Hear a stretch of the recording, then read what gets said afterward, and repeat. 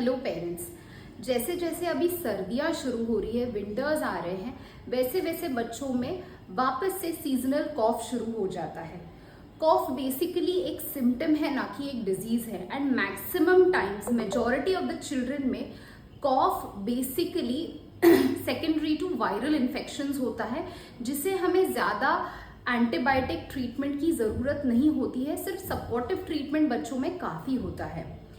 कब पेरेंट्स को पता होना चाहिए कि उनके बच्चे को ट्रीटमेंट की, पीडियाट्रिक कंसल्टेशन की और अटेंशन की ज़रूरत रहती है? जब आपका बच्चा 1 साल से कम उम्र का हो, या फिर बच्चे को बहुत तेज़ बुखार आ रहा हो, बच्चे की खांसी अगर ज़्यादातर रात को या फिर सुबह हो रही हो, जिससे बच्चे की नींद टूट रही हो, बच्चे की नींद पूरी ना हो रही हो, बच्चे को खांसी के साथ अगर बलगम भी है, अगर बच्चा आपका बहुत तेज़ गति से सांस लेता है, बच्चे के छाती में गड्ढे पड़ रहे हैं सांस लेने के दौरान, अगर बच्चा आपका दूध पी नहीं पा रहा है, खाना नहीं खा रहा है, पेशाब का प्रमाण कम हो रहा है, चिड़चिड़ा है या फिर सुस्त है, इन सारे सिचुएशंस में आपको इमीडिएटली आपके पीडियाट्रिशियन से कंसल्ट करना ज़रूरी है। वायरल कॉफ्स सेल्फ लिमिटिंग होते हैं, यूजुअली 7 to 14 डेज लेते हैं पूरी तरीके से कम होने के लिए।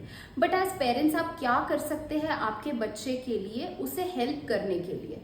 तो सबसे इम्पोर्टेंट बात है कि उसे पानी बीच बीच में ऑफर करते रहना। सिप्स ऑफ वार्म वाटर बहुत ज़रूरी है, ताकि बच्चे के शरीर के पानी का प्रमाण कम ना हो।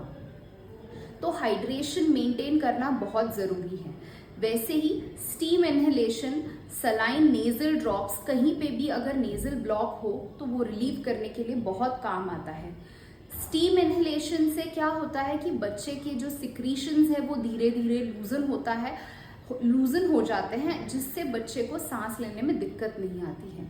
वैसे ही शहद का इस्तेमाल कर सकते हैं, अगर आपका बच्चा 1 साल के ऊपर रहे तो रिकवरी में हेल्प करता है।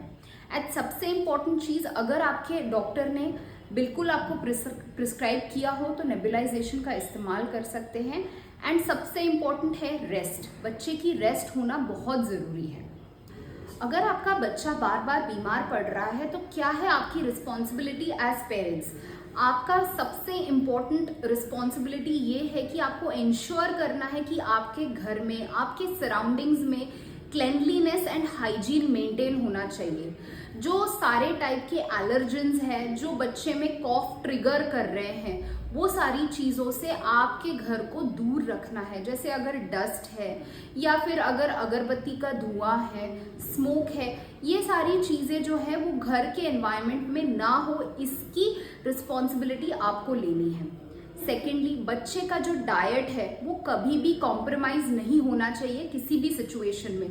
बैलेंस्ड डाइट मेंटेन होना बहुत ज़रूरी है, ताकि बच्चे की इम्यूनिटी अच्छी बनी रहे, ताकि बच्चा आपका बीमार ना पड़े बार बार।